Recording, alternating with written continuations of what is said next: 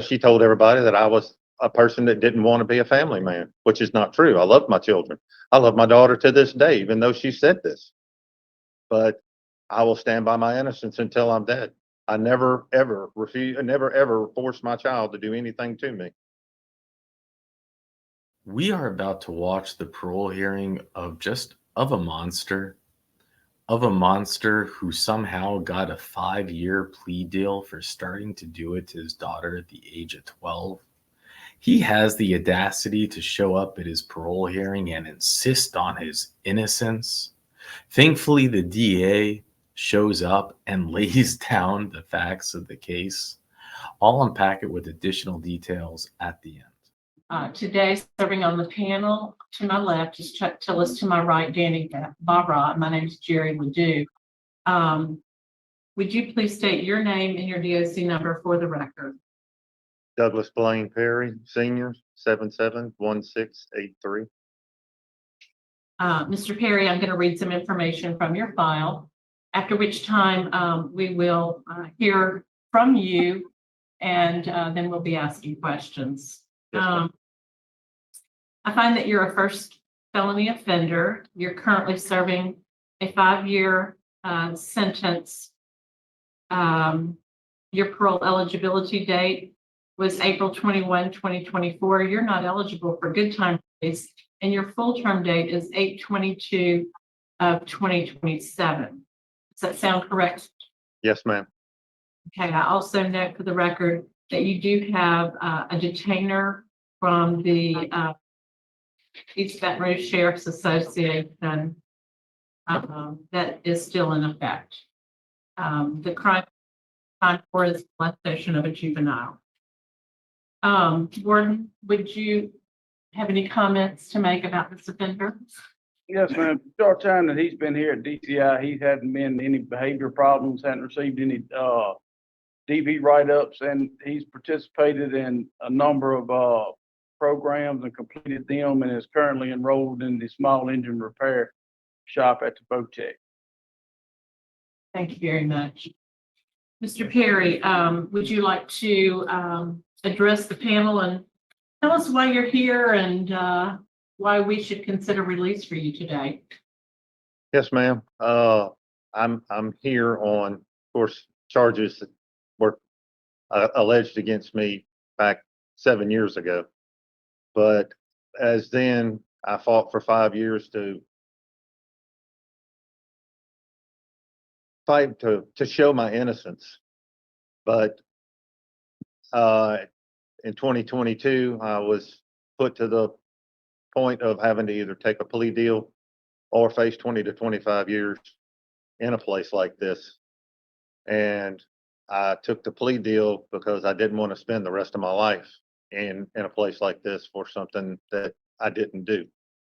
I've been told countless times to come in here and own up to whatever was, and I can't do that. I didn't do what I was charged with, and I've paid dearly for it the time I'm in here, and the 5 years I fought for my innocence. But while I was in here, I took the necessary course that I had to take to be able to get out of here, as well as courses that I felt that could better me as a person. I took an anger management course, which I'm sure everybody could could gain from that.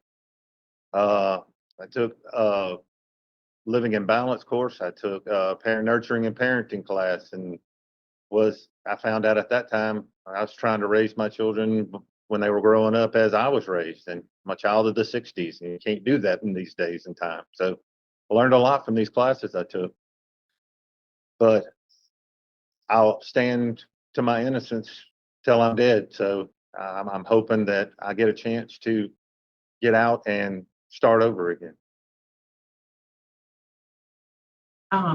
You do have some people who would like to speak in support of you.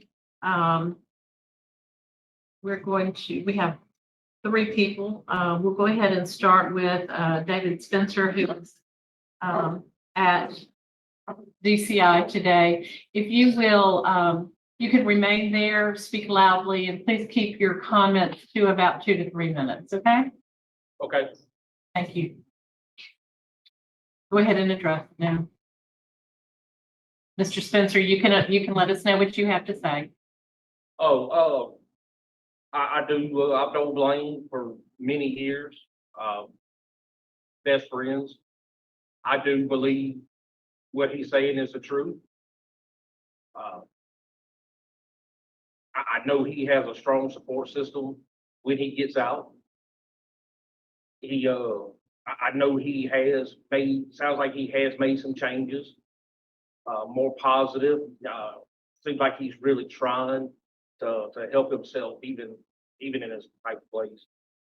I just not too much sure what else to say. It's just I know he has my support. I know he has support of family and friends when he's out, and I know that for a fact. Right.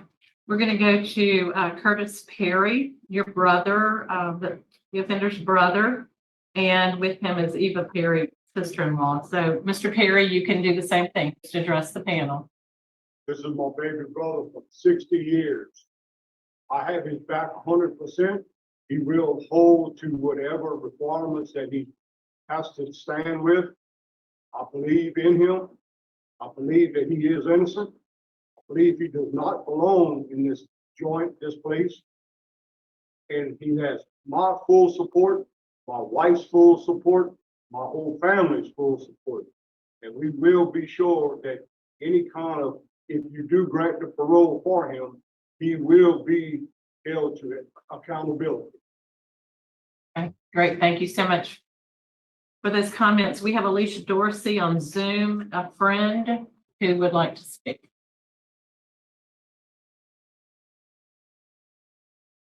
Okay, I think you might be on mute still. Okay. Yes, ma'am. I'm here. Okay. Can you hear me? Yes. Yes. So my husband and I, actually he's in the truck with me too, but we were told we could only have 3, but he said he is gonna still be here present, obviously. But so we have known Blaine I've known him since about 2009. We've interacted, he's pretty much been another father figure to my one of our oldest.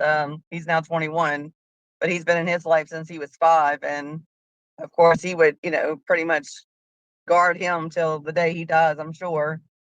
And then we also have 2 littles that are now 10 and 6, and I've definitely trust him for everything, and they love Blaine to death. And we've encountered obviously different family functions, parties. We went to South Carolina to go see our oldest graduate from the Marines. He was present with us there. Also, he's always very willing to help, lend a helping hand with anything and everything possible. Even whenever David, my oldest, or our oldest, was growing up, he would, if him and his dad would ever get into an argument or anything like that, he'd be the one to try to resolve the situation or kind of be there for each of them. David Spencer being his dad, and he's a junior.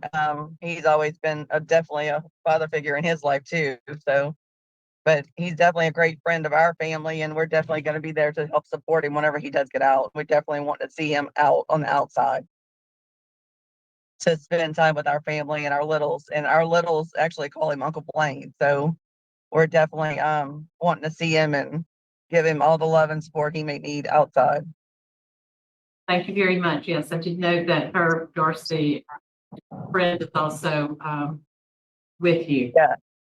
Yeah, and Herb is very much of a very untrusting person, just random people, and he, Blaine's always been very courteous and professional, and then we became family friends, and definitely had different parties and stuff.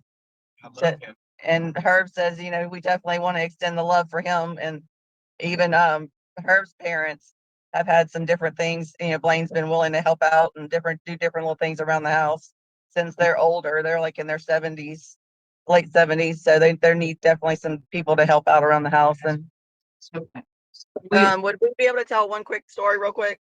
No, we're going to go ahead and we need to move on, but thank you so much for your comments. We do appreciate it. Okay, yes, ma'am. We're going to go ahead and move on to the victim side. We do have the victim in attendance, and she would like to speak. If you want to go ahead and just go to the podium and just keep your comments directed to the board. Her mother will accompany her.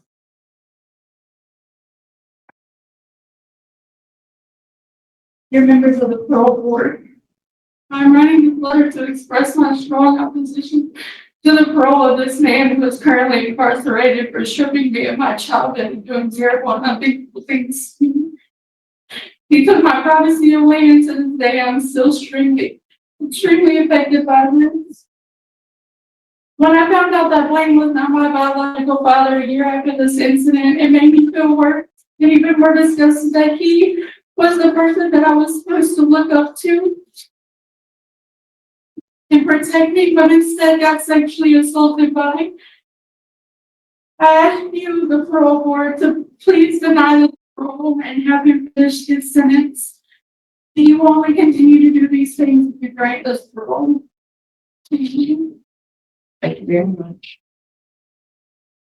Tamika White, with the 21st JDC victim advocate, is not going to speak, but Brett Summer, who is the ADA Livingston, is in opposition and would like to speak as well.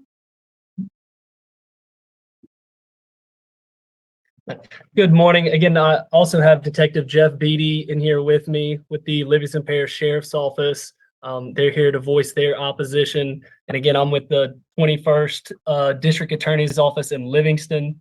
I just went back and checked the minutes just to confirm this. So Mr. Perry pled guilty to these charges in front of a court. It was not a no contest plea. It wasn't a best interest plea. So to come in here and tell the board today that he's innocent can only mean that he either is lying to y'all or he lied to the judge when he pled. He is not being truthful. And also for the board, he may be on paper a first offender, but he is not a factual first offender. The state filed a 412 motion in this case. We were prepared to put on evidence of similar acts that occurred with different victims in East Baton Rouge Parish and in Washington Parish. Additionally, this was a plea where he was sentenced to 10 years with 5 suspended. So he already received a benefit of 5 years suspended. I am really questioning why he's even eligible for parole at this time, being a sex offense. I think his percentage would probably be way too low, in my opinion, to even consider parole. I think his attitude before you clearly shows his refusal to accept responsibility and is kind of atypical with what we see of sex offenders. And it's somebody that you can expect to reoffend.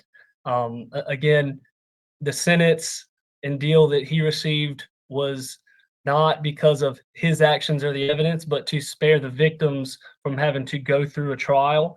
He got the best deal he could possibly get. To give him parole now would be a slap in the face of the victims and would seriously deprecate the seriousness of his offenses. Thank you, sir. I appreciate your comments.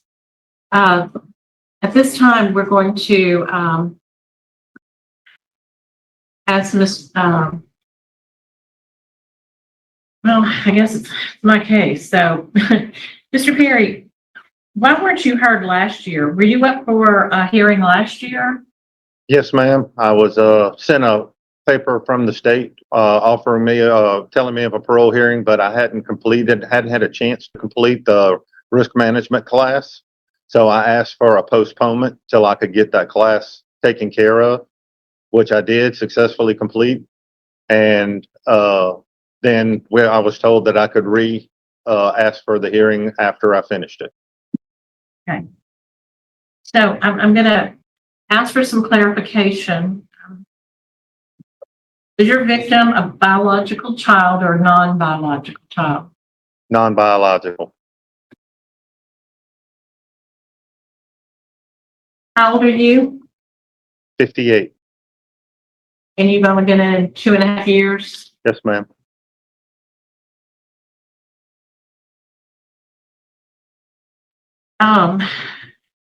You did take a plea agreement. I did at the time, according to my attorney, because of the issues that were going on. I was convicted in Livingston Parish. And with the issues going on with the deputy sheriff and his teacher wife at the time, my attorney said I probably would not get a fair hearing. So it would be to my best interest to take the plea so I wouldn't have to be in here for so long. I don't have any questions. Does anybody else have any questions? Oh, yeah. In your statement, you said you're innocent. Yes, sir. And you said this is not true. No, sir, this is not true. I never did anything like this. I've never forced my daughter to do anything to me, ever. Do you any reason to believe she would lie? She's hated me ever since her mother and I split up. Her mother told me after 9 years of marriage and 2 kids that she was gay and she needed to be with the person she wanted to be with and had an affair on me. And she told everybody that I was a person that didn't want to be a family man, which is not true. I love my children.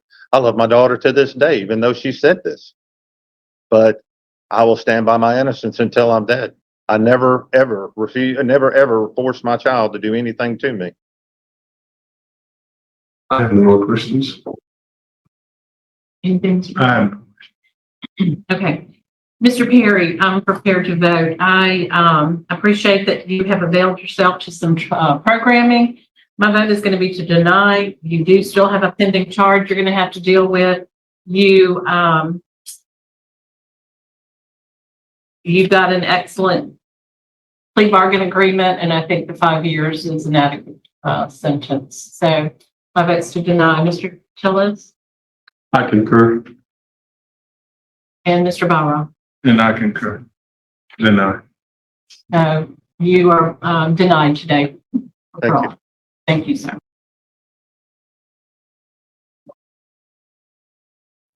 Okay, I'm gonna rage for a little bit. I'm gonna rage. I just have to start. Maybe you feel the same way, but with this supporter, what is wrong with you, lady? Seriously, you are dangerous to your family. Are you living under a rock? What is it? What is wrong with you? And she was in the hearing the entire time in the car. I was editing it out for you just to spare you the rage that I had by watching her in the car, and talking while the victim's talking. And it's like, just, we know that monsters exist, right? The cockroach who's coming up for parole, who apparently lied to her and told her the whole time that she's his biological father, and then starts doing this at 12 years old, and then, she made it up. I still love her. Yeah, okay, sure. Yeah. A stepfather divorced from the woman would really love his non-biological daughter who sent him to prison. That's believable. And what else is believable is that he's completely innocent, yet he has detainers and other, accusations that are going back in all these different families and parishes. And it's a complete coincidence. You know what stuck out to me there at the end is that he said, I never forced my daughter to do anything. He did. Did you catch that too? Was that a slip, or was he in his mind actually saying like the truth? It was mutual. I'm curious. But he's standing there saying, I'm innocent. I'm gonna, and we do have a playlist that is wrongfully convicted ? And we do have some cases in that playlist where I do believe the person is probably innocent. And why wouldn't I? There are a certain percentage of people that are wrongfully convicted. That's just the way things work. Probably way too high of a percentage. But this guy, I don't buy it for a split second. Can you imagine he gets a 5-year deal? He had parole eligibility after serving like a year and a half, which he turned down. Who knows what reason was behind that? I don't, he said he needed to take the program. Maybe he knew he would get denied, so he didn't want to. And then, and now he has another after 2 years. He's gonna, his full term date is coming up. He's gonna get out soon, anyways. What is it, 2028 or something, or 2026? No, yeah, so 22 years, 2026. And no one's forced to take a plea deal in this situation. Are you kidding me? And so you have this woman who shows up, not a blood relative, but a friend. Not a friend that's like going back, but a friend that known him since 2009. Wow, that's a long time. I mean, he was accused of doing this 7 years ago, so she would have known him for a whopping 8 years before this accusation even came up. Sounds like a real. Oh, what were the words that she said? Been in my son's life since 5. I just want to jump through the screen and shake her. Really? You think it's completely normal for this random stranger that you just met to all of a sudden be in your 5-year-old son's life? What are you saying? He would protect, they love him to death. He will protect them with his life. It's like, what? Yeah, I'm sure that this stand-up citizen's going to protect them with his life. She's like, I want to say a story. I'm happy they shut her up. Yeah, apparently this is so important to you. You made sure that you'd be in a car driving while you're taking this testimony for him. How can you take a man and put them in your children's life, a complete stranger anyways, and then how can you stand by that man when he's locked up in prison for doing it to his daughter and has accusations and detainers in multiple parishes? You think it's one giant conspiracy theory? How do you have these?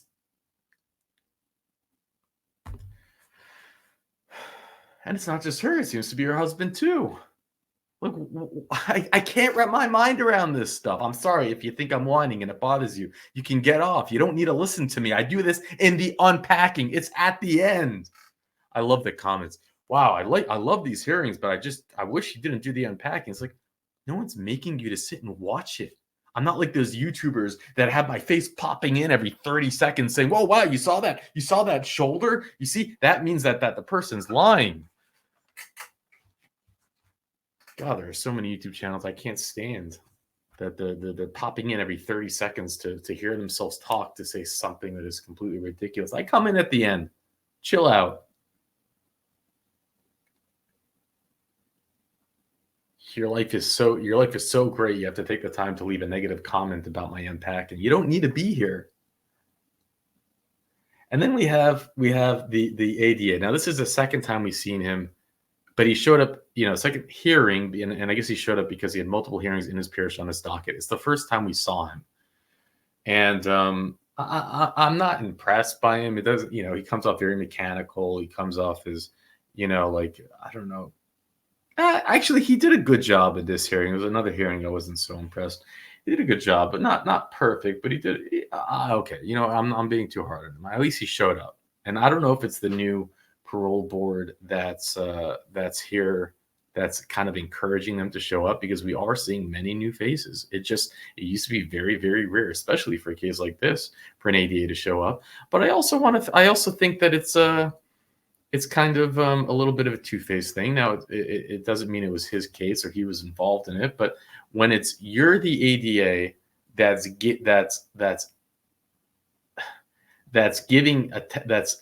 recommending, I'm guessing they recommended it to the judge, or at least they accepted it, a 10-year sentence, 5 years suspended. So a 5-year sentence with parole eligibility pretty much immediately. And maybe they're not involved in the parole part, which he brought up.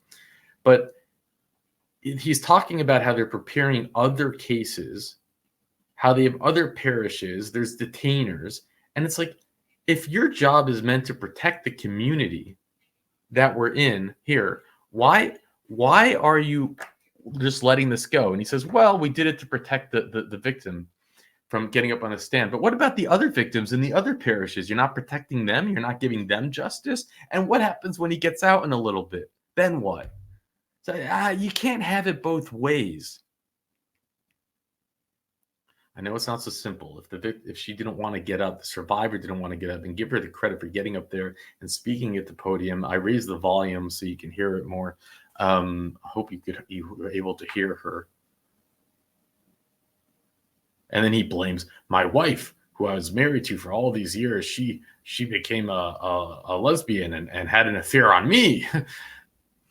So his story is that she said that I didn't want to be a found man. So she talked to the daughter at 12 years old to say that, or docked the daughter into saying it. It was like, shut up.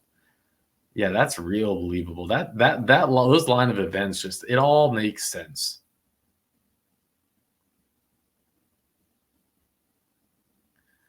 And he gets up and he does say the one thing that will never get him parole, which is, I'm still insisting on my innocence. And sometimes you might say that can give you some credence because, hey, he knows he's going to get denied. But I disagree. In this case, he knew, he knew he wasn't going to get paroled anyways.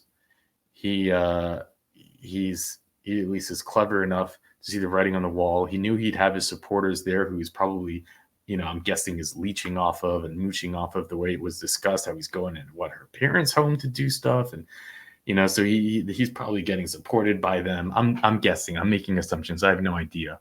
But he made his calculations as to why he would insist he's innocent. And there are rumors going around. We had a couple hot mics listening to the parolees talk to the some of the COs, and in the hot mics, like, yeah, I told you this board is tough. This board, it's a new governor, handpicked a new board. There are tougher rules that were passed. For example, it used to be 1 year. You can't have a parole hearing if you have a write-up. They changed it to 3 years. There are many new laws that are passing to making parole much, much, much more difficult. So the rumors going around and people are making their choices. They're dying on their hills that they want to, die on. Anyways, there you have it.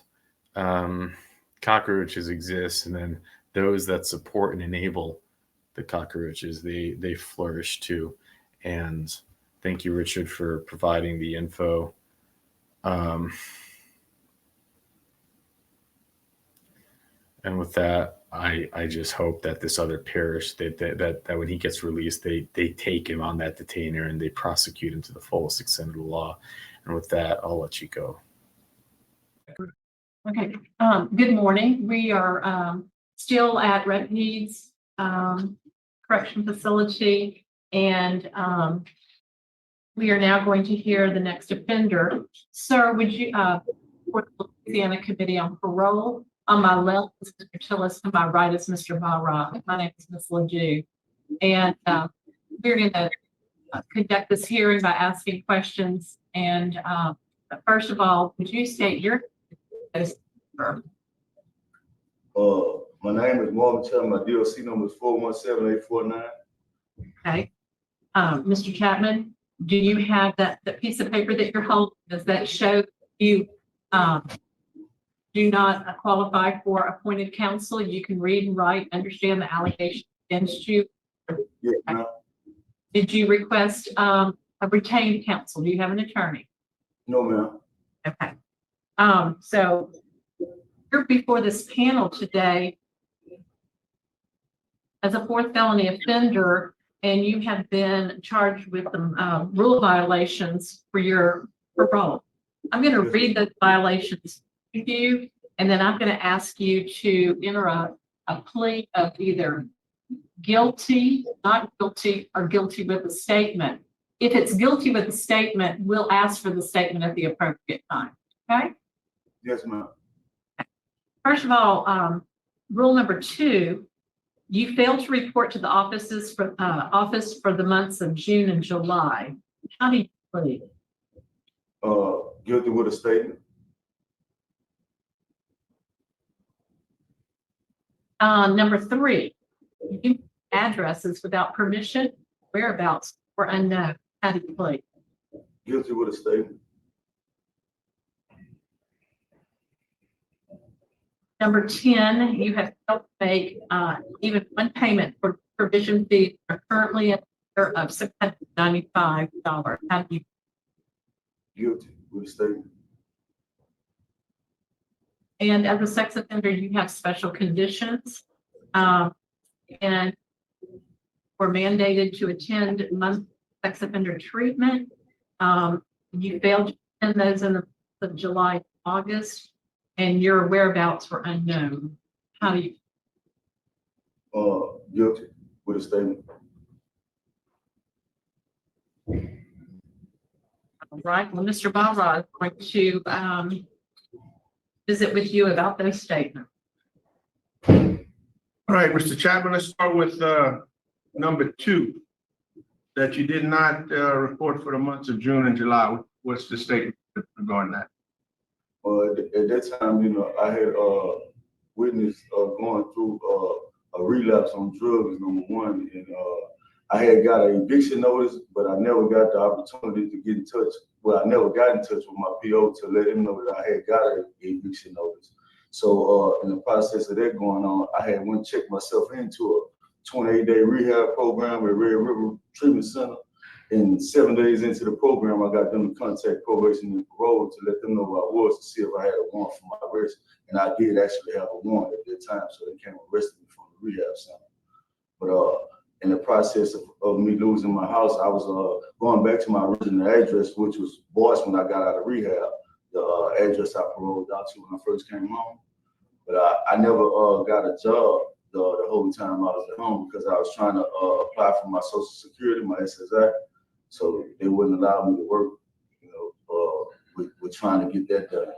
So I didn't have the funds to, I paid my utility, but I couldn't pay all the rent. So they ended up issuing me an eviction notice. But that was a big part of me not going to report for the month of July and August. I had started back getting high, to be honest with you, and I didn't want to embarrass myself or, you know, embarrass my parole officer with that. So I tried to give me some help in the process of that, and it ended up they had already issued a warrant for my arrest. So basically what I'm getting out of that is the reason you didn't report for June and July is because you was on drugs and didn't want to see the parole officer. Yes, sir. And then you turn yourself into treatment when? I turned myself into treatment in July.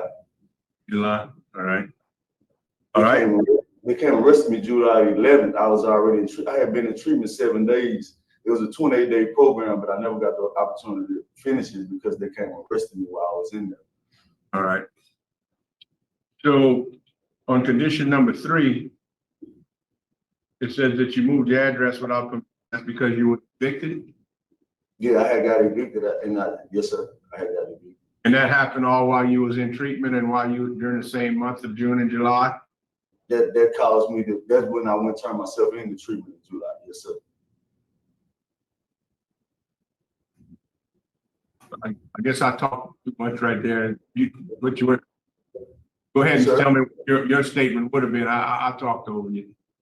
Yes, sir. Well, right. Yes, sir. Yeah, yes, sir. But that's basically what happened. Yes, sir. When I got the eviction notice and I knew that I was spiraling down the wrong road again, I just went on ahead and turned myself into rehab to try to give me some help. Because I didn't want to keep doing the same thing that I had been doing, you know, getting in those situations and going on the run from my probation and parole officers and getting like that was going to end up losing my life doing that. I don't want to go through that no more. So I try to go give me some help. I never been to rehab. It was my first time going, and I actually, for the first time, they taught me, was starting to teach me about what sobriety was. I never understood that, you know, the means of sobriety. I had just started getting it for the first time in my life. All right. Tell me about number 10. You failed to pay a single payment on your fees and were $195. That means the whole time you was on supervision, never made a payment, and you were working at one point, huh? Well, I was working part-time with my dad, but that money there, I was using that money to pay my sex offender class. My treatment classes were like $150 a month.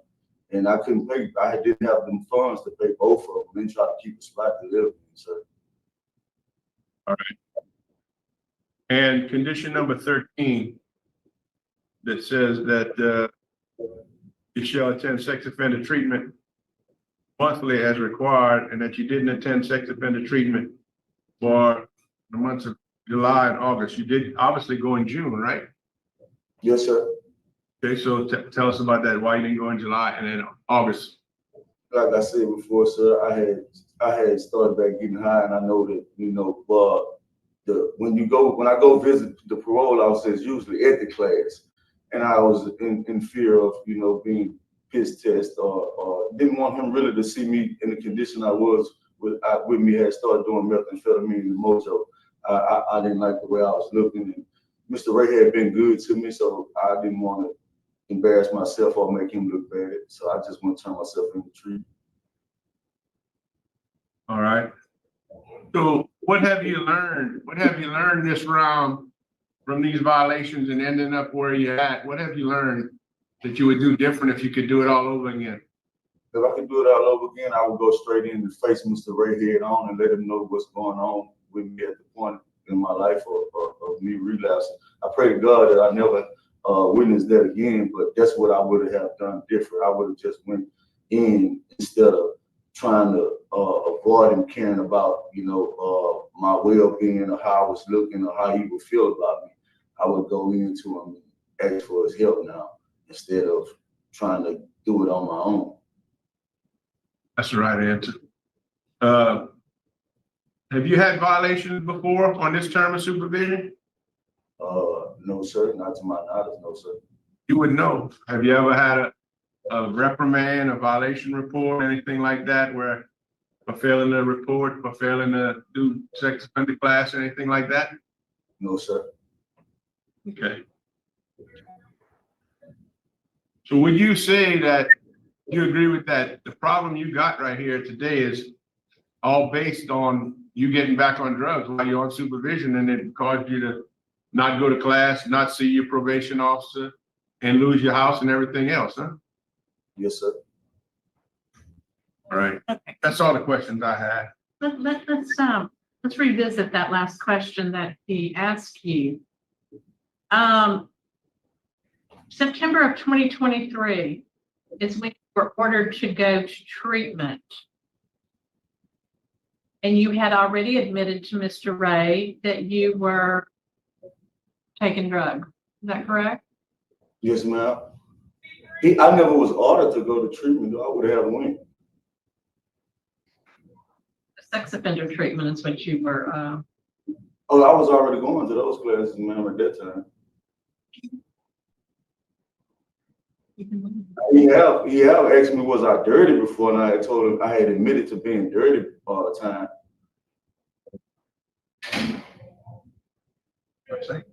Or just sex. Okay. Just a little bit to educate you, the word is a urine test, not a piss test, okay? You need to. Okay, Gary. I apologize, ma'am.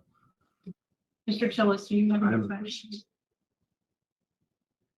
Well, after your explanation, I find you're guilty of your violations.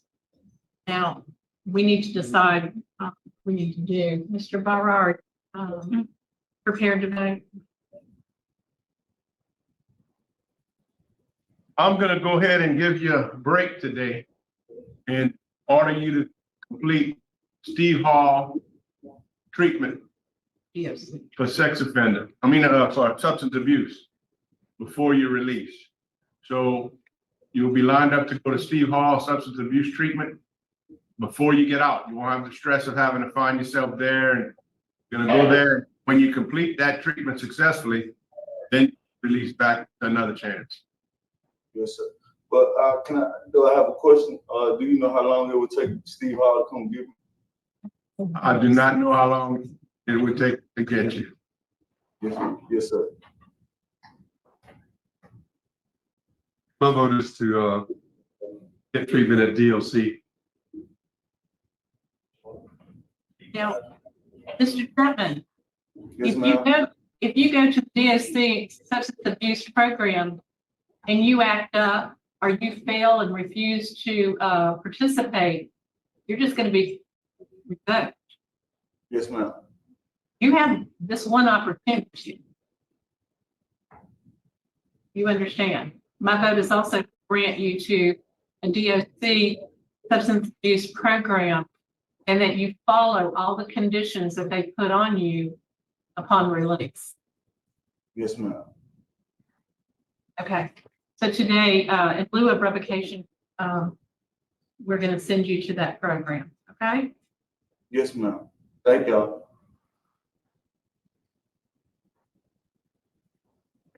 Refugees, the time is now 9:25 and we're signing off. Thank you. Thank you, ma'am.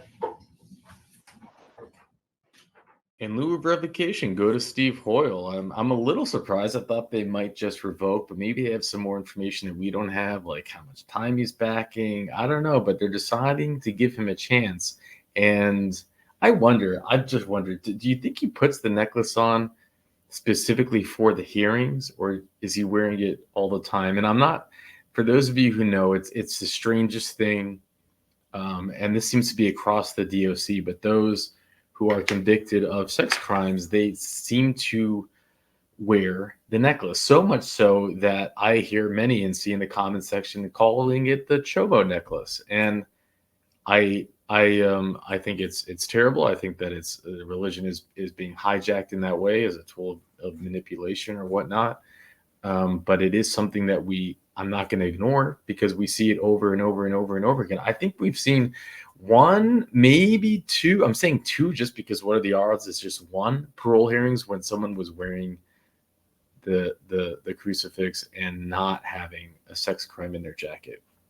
I mean, it's just the way but to his record. So Richard has it here in the notes. He was convicted originally October 11th, 1999 for indecent behavior with a juvenile, and he served 6 years. He got released 10/6/2005. So he served 6 years flat. So, it's probably not fair to come up with guesses on what that is, but 6 years for carnal knowledge of a juvenile is a long sentence in Louisiana. We see people who get probation, who get just a couple years if you serve the whole thing flat, and usually they take plea deals. It's much worse, and it's so take it what it is. We don't have the details. We don't have more information than what that we have right there, and they're giving him another chance. But it's never a good sign when we see people get released as Steve Hoyle and they say, how much time is it? How much time? It's usually 9 months, but it's but it might be 9 months program. We might see him back, and we just did a parole hearing the other day where we saw someone come back from Steve Hoyle. It's the rock star. That's what we call him, Louisiana's rock star. And anyways, do you think he's going to do well? If he doesn't, we'll see him here, and we'll put it in the playlist, the return of. Talking about return of playlist, let's jump into another revocation hearing. And it's also someone who is of a sex offender nature. And actually, he was convicted in Iowa for carnal knowledge of a juvenile. And for those of you who know, we cover Iowa on Channel 2. And Iowa is known to be a tough state on crime, but they are the most lenient state we cover when it comes to parole hearings. That's, I guess, a fun fact. Anyways, let's jump in. 30. And when I finished, I went to the board house. I called Mr. Roman, told him I was at the boarding house. And I told him, yes, I was in Cabana, the prohibited address, sitting by my wife. And I did not move to Cabana. But yes, I was in Cabana taking care of my wife. And I phoned him and let him know that on numerous times I called him and he said, you have any If you have any problem, you have to be anywhere, you call me, let me know. I left a text message. I called him to let him know that I always had to go to the banner and see about my wife. What about the question I had for you about the social media? Oh, You know, oh yeah, that. ma'am. Go ahead. Facebook, I mean, did you use Facebook and Messenger? Did you do that? Because that was prohibited. No, ma'am. See, that was when I got out October the 16th for Carter Correction, and I didn't have a phone. So my wife gave me the phone to use, and she had a tablet at home. She had logged out of her Facebook account, and she had deleted a message off the phone. And when they went through the phone on the porch, and then they hit Facebook, it had Audrey White, and it was logged out, and no message wasn't even installed in the phone. She had all that, deleted it, and logged out. And when he said Messenger, when I had talked to him, he said Messenger, and he said it wasn't social media because I wasn't on Facebook. He said it was messaging. I thought he was talking about the rest of messaging through your text on your phone. No, ma'am, I was not on Facebook. It wasn't even my phone. My wife let me use it. She logged all that out and used her tablet. He wasn't able to join us today, maybe by phone call or Zoom, and corroborate all the things you're saying right now? I try to have, I'm here with one of social workers, the guards now, and I try to have them to call my sister and have her to call my wife and have her to write a statement and with a text to him, and he was going to text it to you guys, like my boss did. She dropped a letter off and he said he would text it to you. But I'm sure if he could call her and she could verify that it was her phone, with the account was in Audrey White's name. And one more question. You were charged with failure to register. Oh, ma'am, I registered. Yes, ma'am. I was registered with the city and the parish. I had to register twice in 2 locations. One was out by the Air Base Road, and the other was down in Bolton. Okay, well, I don't have any further questions. I'm gonna pass it to the other board members to do. Okay, why can't you live with your wife? Is there young kids in the home? Is there daycare around? What's the problem? Yes, sir. I have a 12 and a 15-year-old at home. And so I had talked to my parole officer, and I had told me and him, I had agreed. He said, if you move out of Cabana, the restricted area, I wouldn't have no problem you living with your wife, but you cannot live in the restricted area because it was a trailer park. And I told him that my sister was going to take my 2 boys for 3 or 4 months to however it take too long for me to help my wife rehabilitate herself. And she in treatment, out treatment for her help. And he said he had no problem with that. And he just seen me the other day and say that he checked the address. What she lived at now. Problem is that you can't live with her because of the 12 and 15-year-old, right? Yeah, yes, sir, correct. Okay. Are you working? Where do you work? Yes, sir. I do remodeling work for my I got to do a lot of work for this pastor. And she said, y'all, you have to give a letter.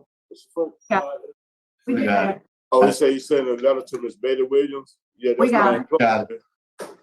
Yeah, that's my employer, sir. Okay, and last thing I heard you say, did your wife move or she's still in the same area?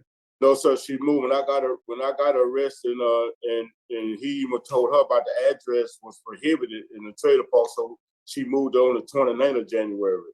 She would have moved. Be prohibited because she got the young kid. Yeah, and then plus the trailer park. But what we're gonna do is my sister's gonna get the kids. My sister's gonna take the kids, and I'm gonna move in with her. So the kids gonna move in with my sister until we can rehabilitate her. And I also have a letter coming to you guys about where the lawyer will send you guys a letter. He says it's up to you guys if y'all permit me to be around my kids. Yeah, we hadn't received that. Okay, I have no further questions. All right. Anything else you'd like to say, Mr. White, before we vote? Oh, I have one last question. I'm sorry, Mr. Knotson. With your instant offense, was it children and was it family? Those my 12-year, the Civics Act with my 12-year stepdaughter in Okay. 2000. Okay, that's what I need. Okay, thank you. Anything else you want to say to us? Yes, ma'am. Like when I was telling my parole officer, I understand the stipulation of my curfew, and me and him had the talk, and he said that he didn't have no problem being with my wife. He said, but it's just the place, the prohibited place that will be. He said, I told him about the kids. We go and stay with my sister. He said he has no problem with that, and that he got the she faxed him a new address. He went and checked it out. He said he had no problem with that. He said he had told you guys. I mean, well, you all that, not you guys, you all that, and basically, my wife, me and her been together 18 years, and to me, I had no choice but to go help her. She disabled, couldn't help herself, and my sister did her best. She worked 12 hours. She worked a job 12 hours. My brother-in-law worked, so she trying to take care of her and my kids.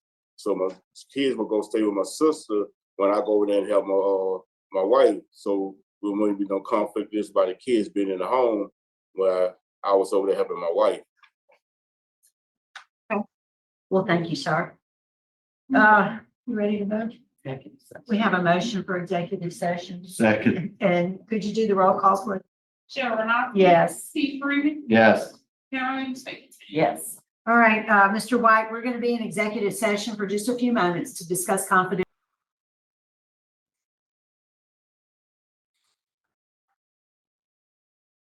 All right, Mr. White, we're back in session. It's 9:48. We are prepared to vote. Mrs. Stapleton will do her vote first.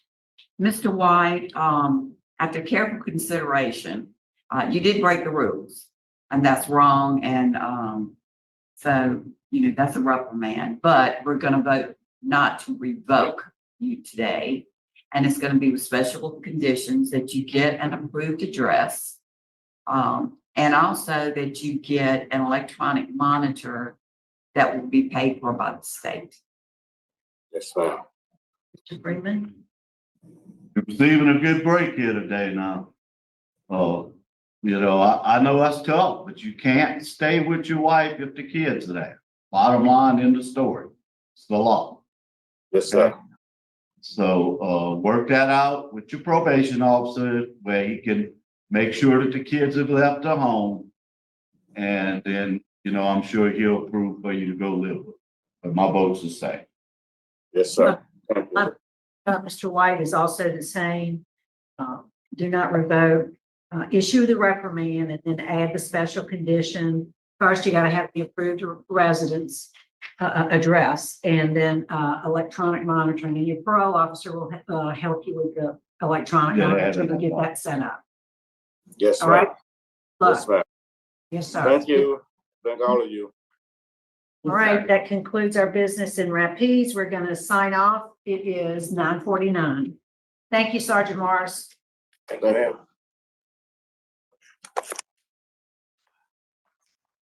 Wow, they gave him another shot. Who would have thought that, right?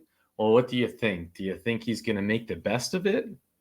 Well, I'm sorry to tell you that he's back. Now, I wanted to surprise you with this one. I didn't tell you ahead of time we're taking a blast of the past. I thought I'd mix it up. So let me know in the comment section if you prefer that I don't do the spoilers and that I surprise you, because that hearing was from April of 2024. We are now back to the present day, 9/19/2024, and he is back in front of the revocation board. And there's also going to be a surprise visitor in this hearing, but that's all I'll tell you. So again, let me know in the comment section how you'd like me to handle these return visits. And thank you, Richard, for connecting the dots so that we know it's here. Anyways, with that, let's just jump in. And you have special conditions as a sex offender. Section 4, Part 2 of the Sex Offender Compact says that you are not allowed to have contact including living in the residence with children under the age of 18 unless consent has been given by the court and or the parole board, and that included your own children. You violated that condition when you were found to have 2 juveniles inside your home on Shamrock Street in Pineville on August 1st, 2024. How do you plead to that? I plead not guilty, Your Honor. Okay. Your case has been assigned to Mr. Barra, and he's going to ask you some questions. Yes, ma'am. On that not guilty plea of the juvenile in the home, can you explain that? The documents say that the probation officer seen him in there. Yes, sir. I had no knowledge this kid was in the home, Your Honor. When I went to sleep that morning, that night, wasn't anyone in my home. When I woke up that morning, the kids was in my home without my knowledge. My living girlfriend, those her grandchildren, she had let them in the house. I didn't know the kids was in the house at the time. But you didn't know by his conditions that it was a problem, right? Oh, yes, sir. I knew it was a problem. Her daughter, there was her daughter kid and her grandkid, my girlfriend grandkid. And her daughter had to go to work that morning at 5:30. And I was asleep when I didn't know the kids was in the house. I was asleep, like I said, at 5:30 in the morning, sir, and I was asleep. I had no idea the kids was in the home. Did your girlfriend know that it was a problem?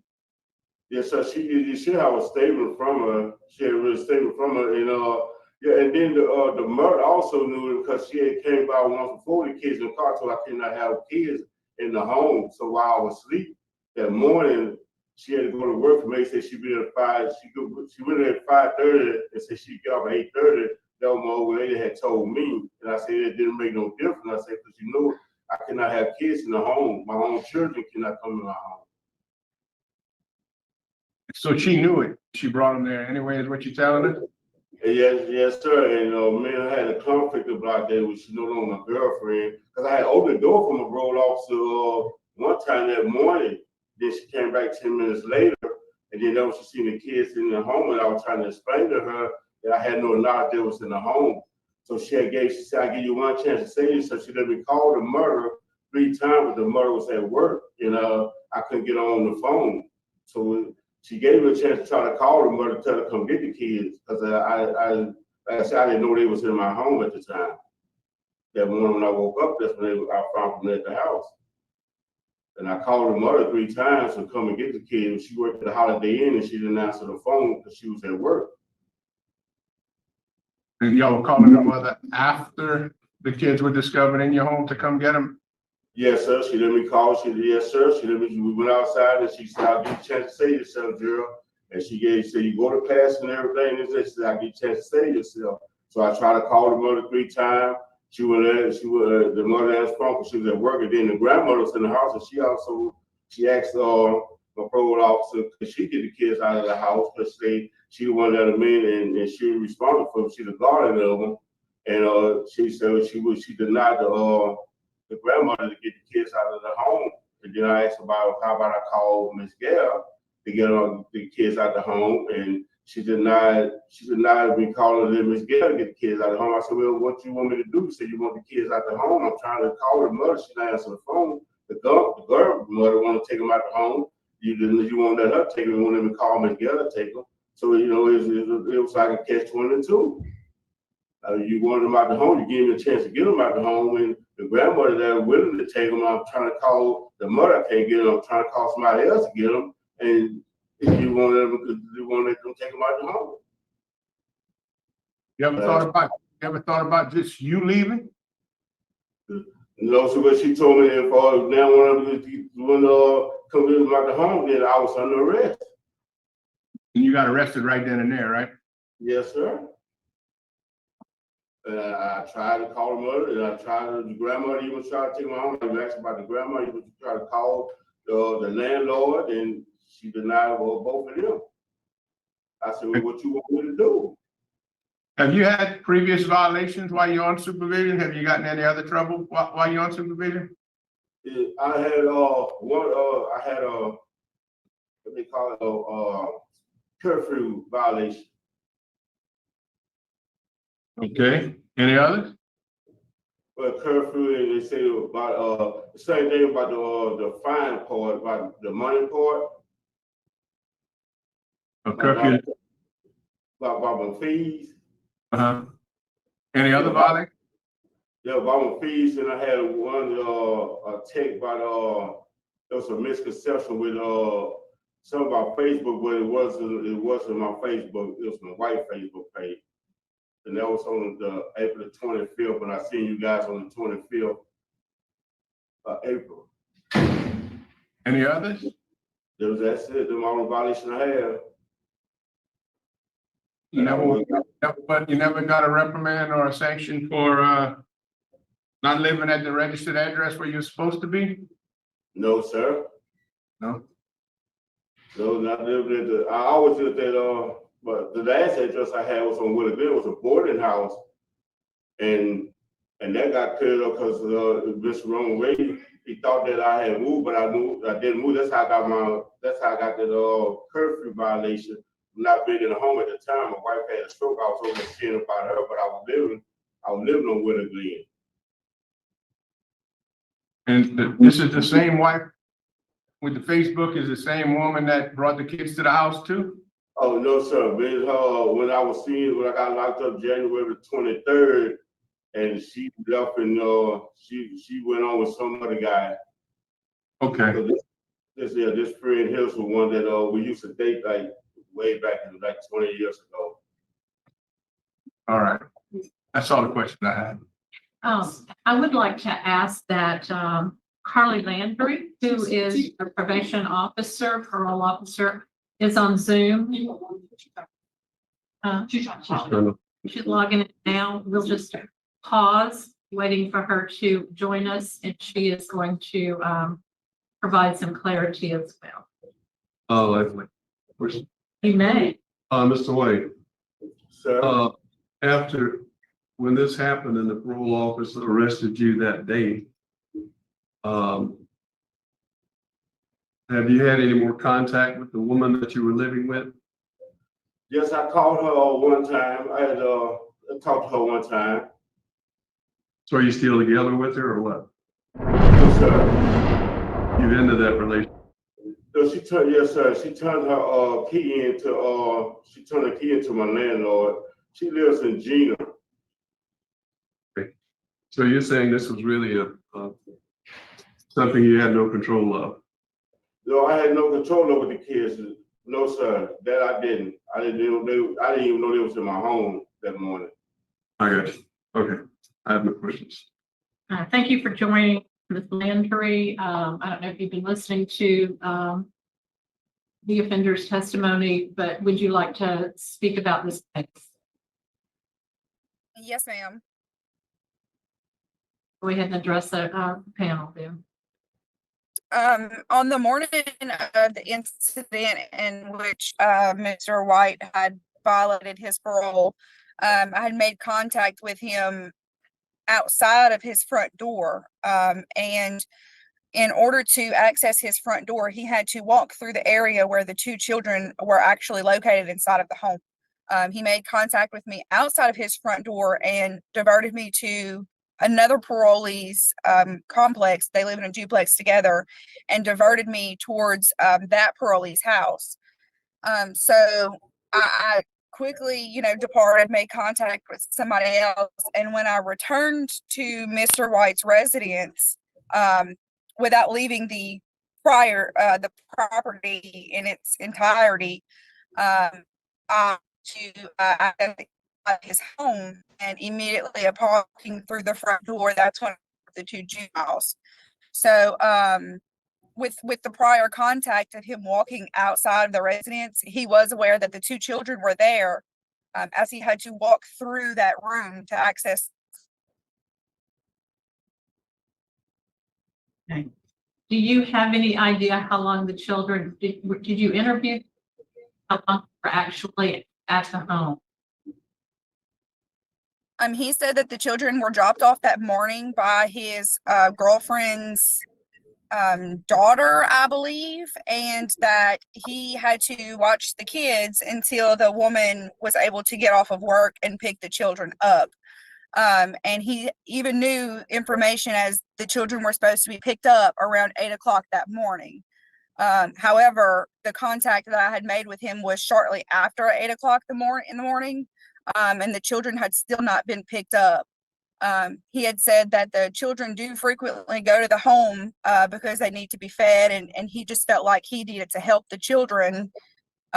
So he was trying to do the best he could to help them and had done it on numerous bases.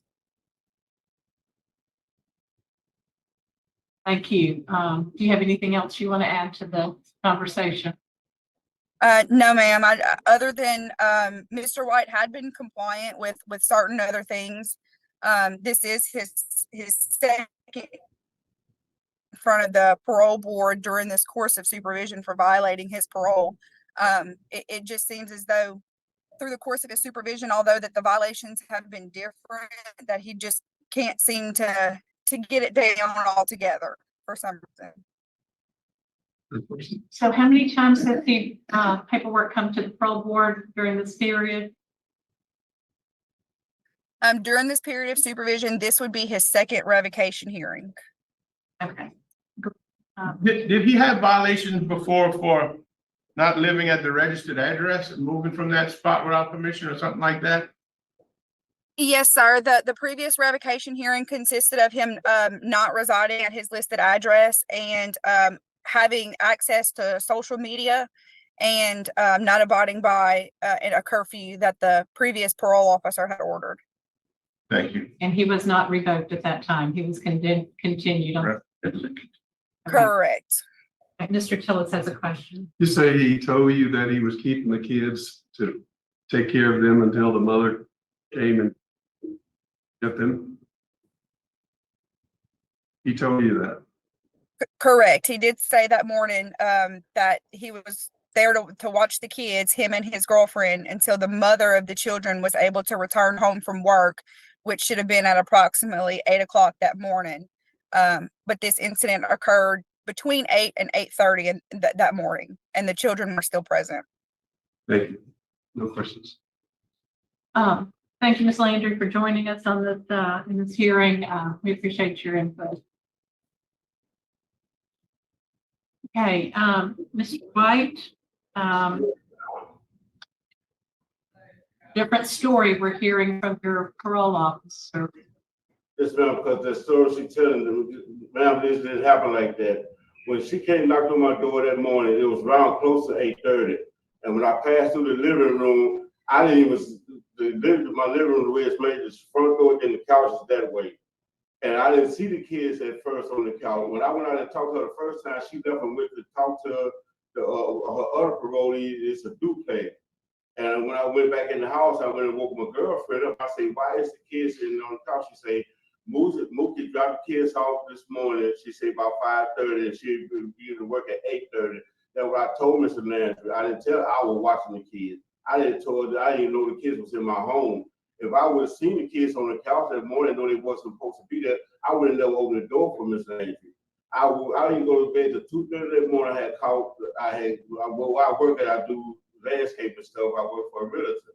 And she seen all of Mr. Landry could tell you I had the Carmilos all over me. I got partial oak.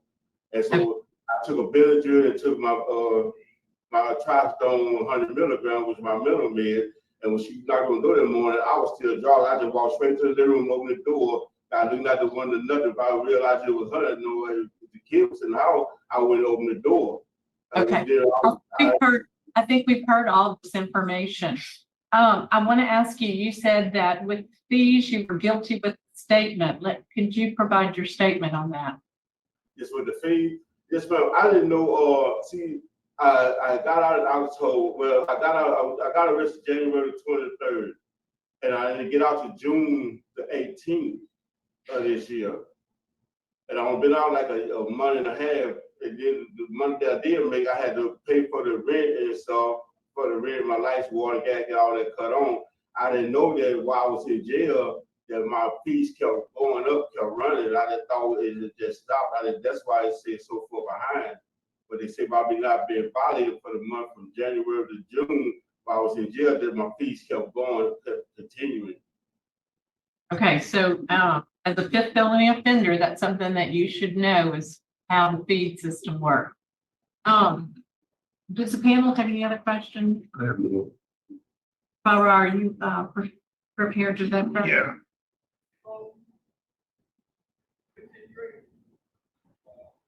Mr. White, I heard a different story, partially from your parole officer than I did from you. And considering that you're a 5th felony offender and you've already had a reprimand and a chance already for violations, you leave me with no choice to revoke your probation at this time, parole at this time.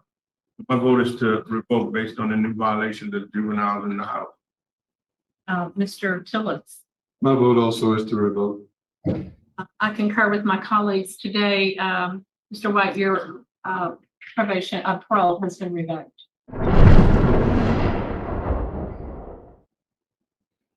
Okay, I know. I couldn't help it with the thunder and lightning thing. That was just my impression when she popped up on the screen, and that must have been how he was feeling. I mean, can you imagine? We don't see this often. I mean, it's interesting. In Connecticut, you always see the parole officers show up, and they have to. They're trained like attorneys. They go head to head against the public defender because in Connecticut, everyone gets an attorney. It's an attorney for you, an attorney for you, and they're good attorneys. They're like, some of them are really, you know, they're not sleeping on the job. It's actually impressive to see the way that they take nothing and turn it into something. They turn water from stone, these, you know, and you don't see it in Louisiana where the parole officers though show up, but in this case she did, and I think he was surprised. I know I would have been, and that was it. That was the end. He had nothing left to work with there. He's just like, it's not true what she said. That was it. It was over. And you know, how can you feel bad for him? He got revoked. He's a sex offender the first time. And then really just a few months later, 5 months later, you know, actually this is his hearing time. It was less. What was the date? Richard has it in here in the notes. On August 1st. So 4 months later, he violates, and come on, we know, you know what I mean? Just don't do it. You know that he knew that the kids were there. This is his situation. He just thought he can get away with it, and he's got everything on the line, and good for the parole officer because he's a sex offender and there are kids there, and there's we've seen enough of this stuff to know you can't just hope for the best. You can't just whatever, you know. So he's in Iowa when he was convicted, which is where he's convicted. It's a tier 1, and it's listed as 709812, lascivious acts with a child, which might be their version of carnal knowledge with the child. I don't know. And it's a state equivalent. They do list it here as indecent behavior with a juvenile. And it's 131/2003. So it happened 21 years ago. And of course, it could be anything. It could be he was 19 and she was 15, or it could be anything like we've seen a million times, because they drop down charges and they give plea deals and blah, blah, blah. Actually, no, I could do the math on this. Hold on, I'll tell you. Never mind, he would have been 34 at the time. So you take that out of the scenario. Yeah, but there it is. He got revoked. I don't know how much time he's backing. I don't know, you know, but he's a 5th felony offender. He's probably not even back in time for that specific charge because he ICODed from Iowa. It's probably different charges.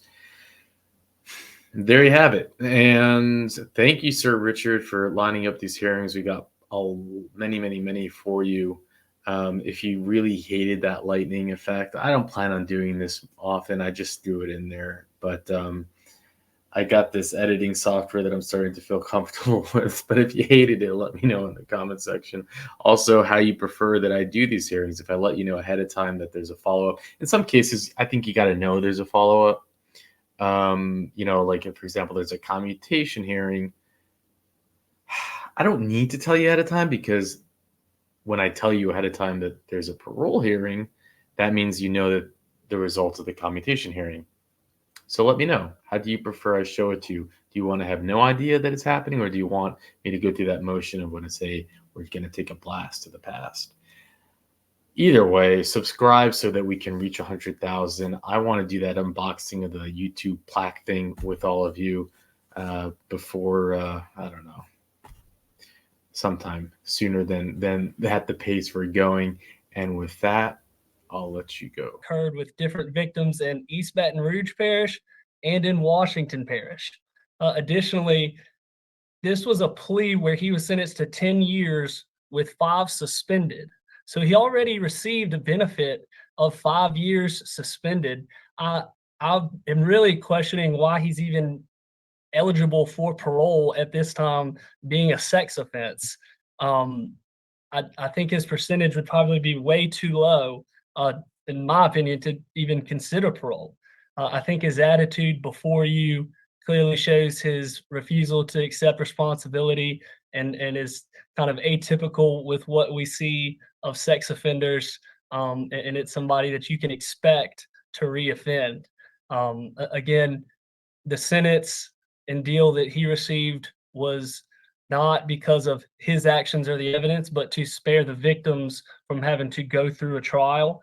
He got the best deal he could possibly get. To give him parole now would be a slap in the face of the victims and would seriously deprecate the seriousness of his offense.